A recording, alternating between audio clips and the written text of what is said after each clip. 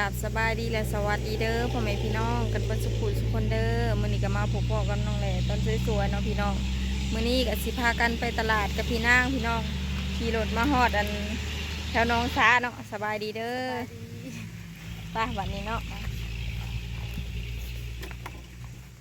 ไปเบิ่งน้ำกันเนาะพี่น้องว่าสิซื้อหยัง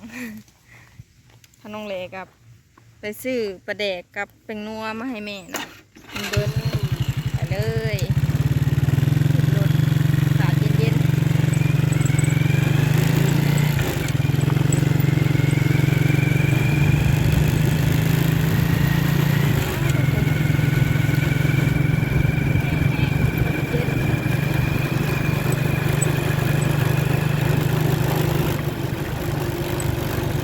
มาทางหลังเอา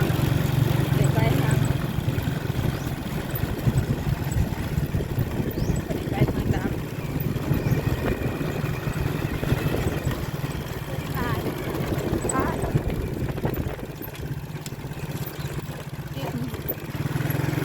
ตกปุ่มขึ้น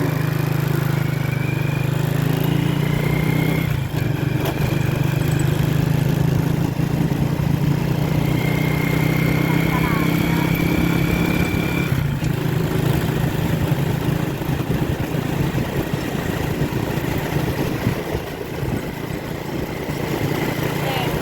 ผมกับติ้วเนาะลมเย็นแดงไม่ได้เต็มแขนเนาะ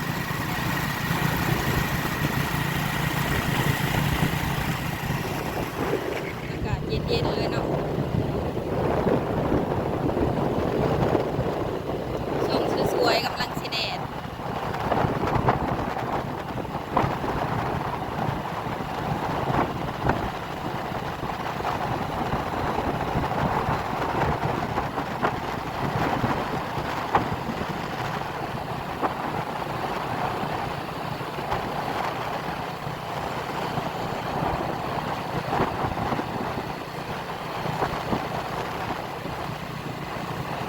ใกล้หอดทางใหญ่แล้วดอกคูดงามอีหลีอยู่แคมทางเนาะเจ้าปลูกให้มันงามที่ใหม่แล้วเนาะเอาไปใส่น้ำทรงผักเติมน้ำมันก่อนวะลูกใหญ่พี่น้อง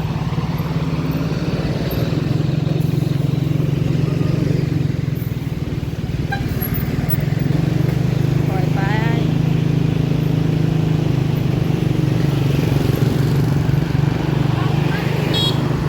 ปิดแล้วเนาะปิดไว้เถอะพวกเขาไม่ได้เปิดว่าวันนี้โอ้ ไม่ได้ใส่น้ำมันอยู่บนแม่มัน ลองไปบึงทางหน้าทางตลาดพุ่นแหละหมุนลายพี่น้อง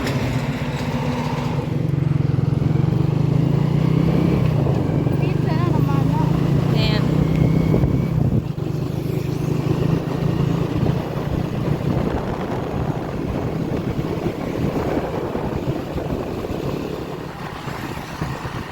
ลมผัดเย็นเย็นพี่น้อง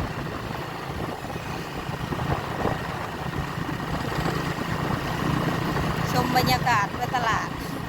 คนทางเนี่ย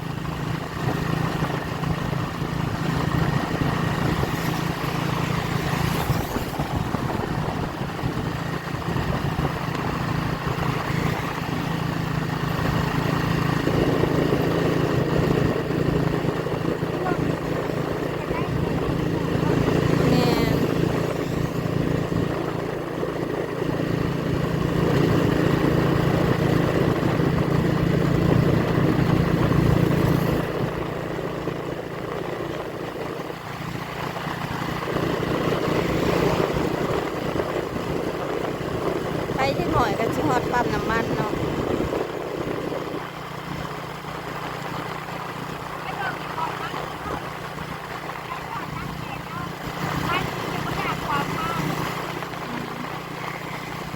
ก็ใส่ทางหน้าก็ได้เพราะว่าอยู่ทางลักแปดกับบี้อีกปั๊มหนึ่งแต่ว่าที่เติมอยู่นี่เขาก็ได้ขวางทาง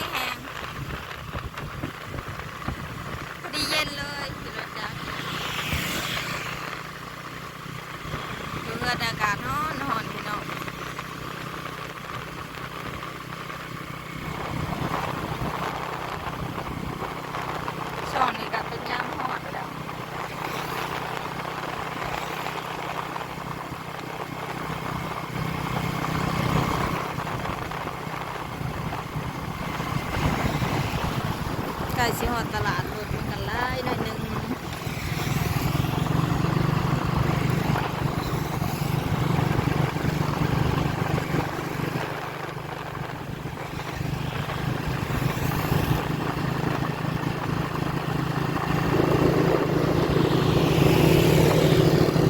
ปั๊มนี่เนาะมันสิเปิดบ่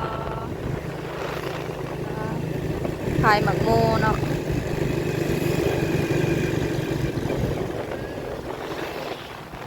มาเย็นๆ เปิดอยู่ที่เขาไปเติมน้ำมันก่อนพี่น้อง ขายเขาเพิ่นขายมันขึ้นราคาวันนั้นได้เราเองเข้าไปเขาขายเขาถามราคา เขาไปเติมน้ำมันแต่ว่าบ่ได้สำเนาะเพิ่นบ่ได้ขาย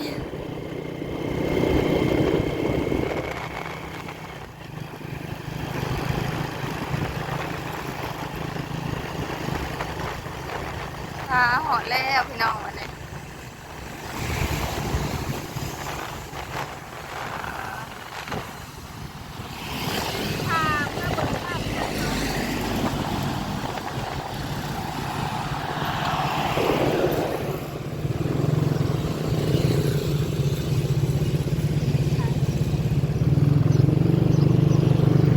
ปล่อยความทางหอดแล้วตลาด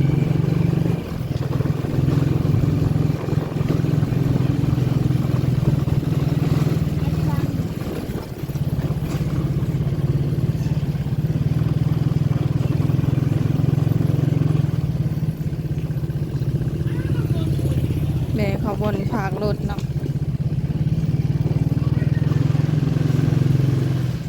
จอดจึก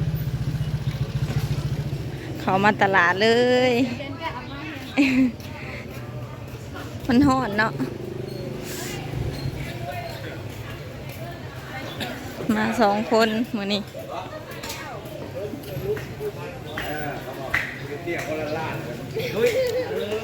ยาวๆเลยจุ้งๆเลย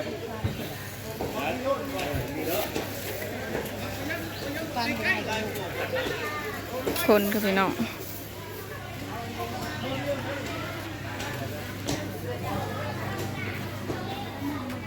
ซื้อหันนี่บ่อันนี้อันละเท่าไหร่อันนี้เด็กจะเอาไหนอันนี้ก็คือการบอกอันนี้คือการสี่สิบ ตัวนี้สิเป็นอันใหญ่ไปจากตัวนี้แบบตัวยาวหั่นนะเอาตัวนี้ก็ได้ มาซื้อฮอนดอกเนาะพี่น้องเนื้อทอด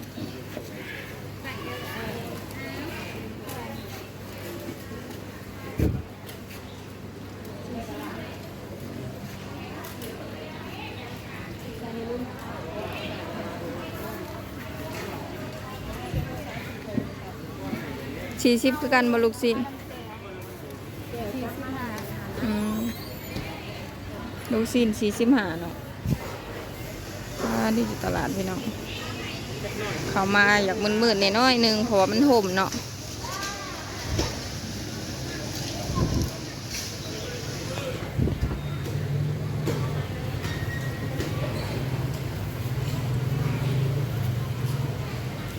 ได้แล้ว เอวได้ค่ะ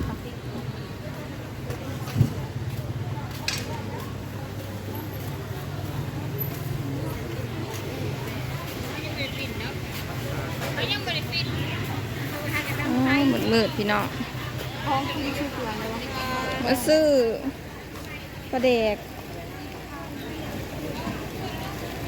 เป็นงัวถุง10,000น่ะเบิ้ลละบอกมีแต่ตัวนี้วะ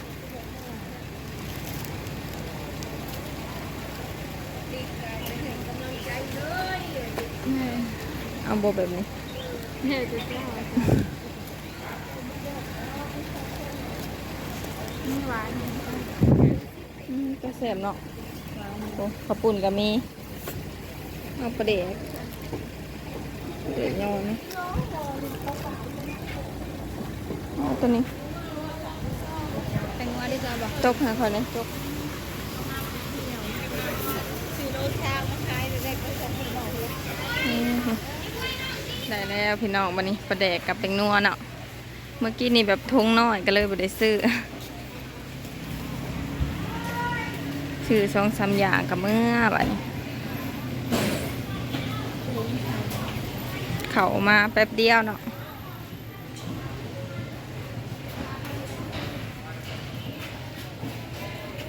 หอดรถแล้วเมื่อวันนี้ เขามาห่มพะจักฮ้อนๆเนาะเพิ่นว่าขี่รถเลยเย็นเย็น เอามือนี่เพิ่นบ่ได้เก็บเงินค่ะ ได้มาเด้อ ต้นมาสอง เอาเลยเนาะพี่น้องนี่มื้อนี้เขาเจ้าบ่ได้เก็บปี้เนาะ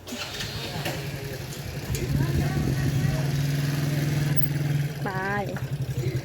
ปลากระโปรงกระปิวแหว่ง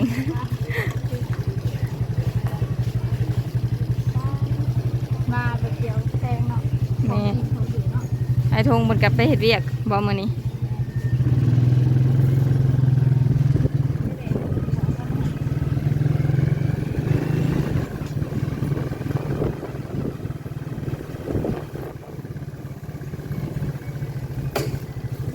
เบรกอยู่อีหลี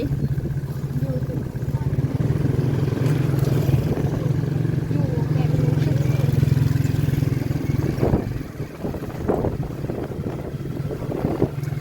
สั่นหน่อยหนึงเด้อพี่น้อง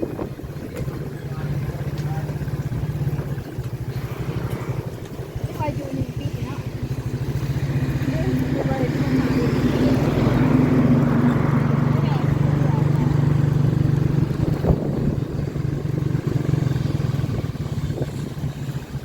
ไอ้ทงนี่มากินอั่วได้มีอยู่หรอ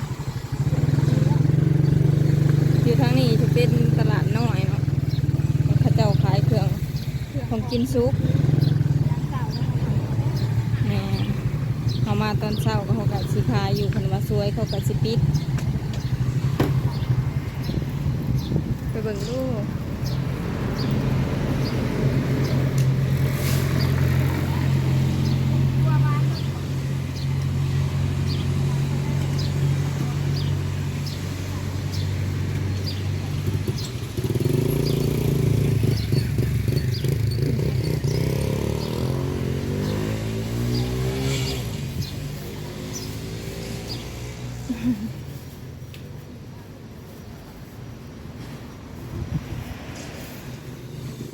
ที่เท่าผัดมาได้ใส่บัดนี้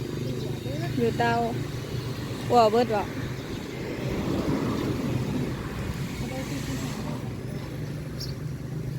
หานอื่นบ่มีบ่มีแต่หานเดียวเนาะแต่พอไปจอดหานเพิ่นแล้วก็ไปหานอื่นก็จักสิเป็นอะไรเนาะเลยซื้อหานเพิ่นเลยซื้อหยังบ่ได้สิ้นแห้ง แม่ อืมไปบัดนี้กลับบ้าน อันโหลดก่อนบ้านไปดู ทางนี้ได้อบัดนี้เอาบ่ได้แวะดอกแม่นติดกันเด้อมันแล้วคนต่อคิวหลายเนาะ ลิตรหนึ่ง40,000บอกนะหรือว่า เบิ่งบ่ทันนะ41บ่รู้ว่าเท่าใด เข้าเบิกบอกเนาะประมาณนี้ มันมีหลายตัวนะเลข เติมน้ำมันแล้วเนาะ เราสิบ่มีถ้าบ่มีผู้นี้ได้จุ่มก่อนจะได้เด้อ คนต่อคิวกันหลาย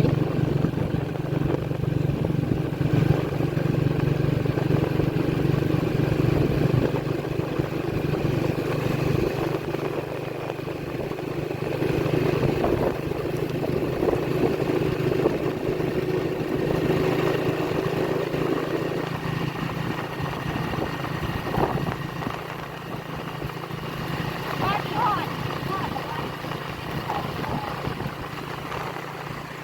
เป็นเวลา 10 โมง 59แล้ว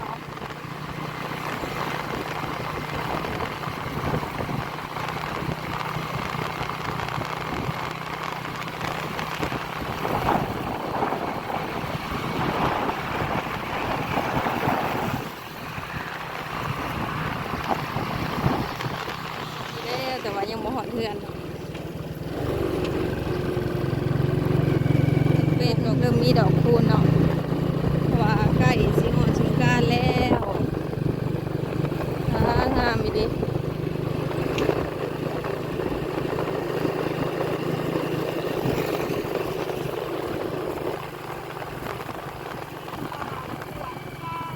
้ำเปล่าในค่ะ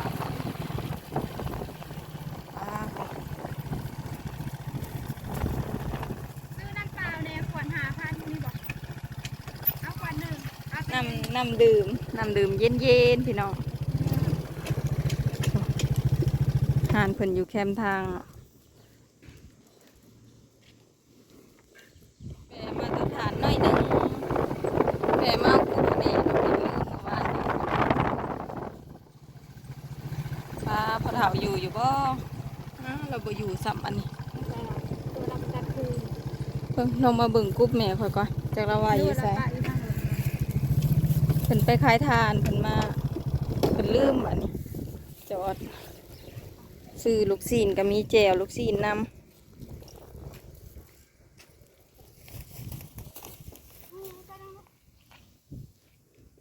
นั่งกินน้ำเย็นๆก่อนพอเฒ่าบ่อยู่ซ้ำ ได้นี่ ใช่นี่โอ้ยเกือบย่างกายเวลาเก็บถ่านก็ใส่กรุ๊ปเนาะมันจังบ่แดดเด้กินน้ำเย็นๆปะจังหน่อย ใส่กรุ๊ปเมื่อเลยเนาะเบมาเอากรุ๊ปให้แม่พี่น้องผู้ถ่านพอเฒ่าก็ยังแต่ทั้งหัวเนาะจะว่าใหม่เบิดเลยผูกแปลนเบิดบนพอเฒ่าเพิ่นอยู่แป๊บหนึงใส่ปุ่นงามเลยเนาะปักแบบนี้ หอยไปไว้นี่ก็ได้ ได้บ่ ไ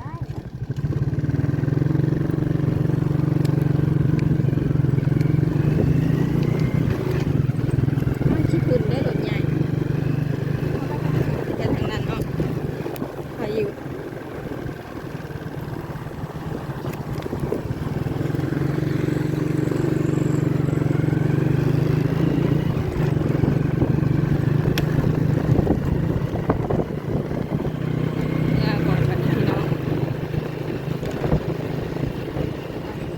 มาหอดทางลาดแล้วพี่น้องมานี่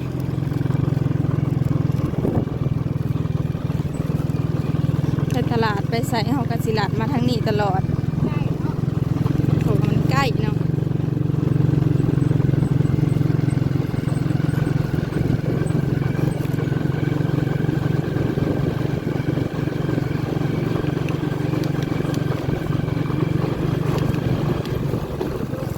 เยอะๆขี้ดินทรายหลายเนาะ ถ้าแม่เขาดูผ่อนคลายแบบเนาะ มี ก่อนแม่จะเข้า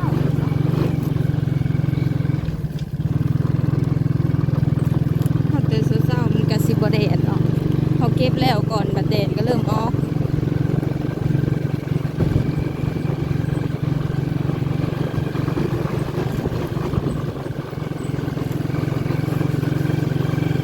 แล้วพี่น้องบัดนี้คือได้ยินเสียงเพลงเนาะโหปัดฐานเบิดแล้ว ยู่ล่อมากอยู่หังนี่ แม่ปัดฐานเรียบร้อยพี่น้องใส่2 ศพก็เอาไปให้เพิ่นแล้วเนาะนี่ก็เป็นพื้นดังเสียงเพลงดังมาเลยจะมาสูกน้ำมาบ่แม่นี่ ลินเมือง ให้น้องลินมายู่เอาเนาะเดี๋ยวเรากับแป้งแหน่เลยเนาะพอได้ยู่อยู่ดอกพี่น้องมันกับบริเพแหงปันไดขันแป้งมันก็ดีผู้ลมเย็นๆพี่น้องเอาพี่น้องตอนนี้ก็มาหอดเทือแล้วค่ะทางน้องเล็กก็สิขอตัวลาพี่เพนเท่านี้ก่อนเด้อก็พบกันใหม่ในคลิปหน้าเด้อพ่อแม่พี่น้องขอกล่าวคำว่าสบายดี